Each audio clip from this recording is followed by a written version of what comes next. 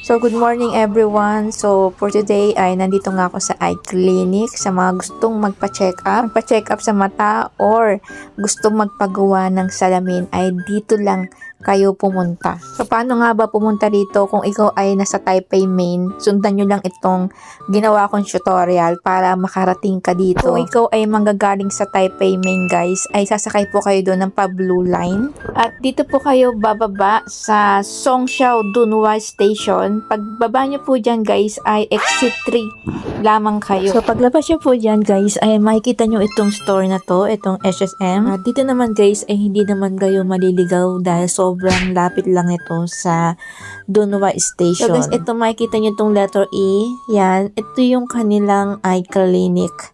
So dito lang po yun. Sobrang lapit lang guys. At wag niyo pong kakalimutan dalihin ang inyong health card. So magkano po ba dito? 350 NT po. Worth it na po yan yung 350. Nandito na po yung doctor's fee at yung gamot na ibibigay sa inyo. At may nagtatanong kung bukas sila ng Sunday. Sarado po sila ng Sunday pero Saturday bukas po sila ng umaga. Ng 8:30 AM. And how about sa weekdays? So, hindi ko sure kung everyday silang open. Kasi ang alam ko, meron silang oras na sarado. Kaya guys, kung pupunta tayo dito, tawag muna kayo. Meron po akong ilalagay dito sa last part ng aking video ang kanilang calling card at number. So, tawag muna kayo kung pupunta kayo para sure. Yun lang. Thank you for watching.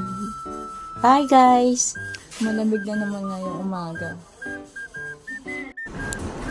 Yung andito guys, yung check-up dito 350, kasama na doon yung gamot and doctor's fee.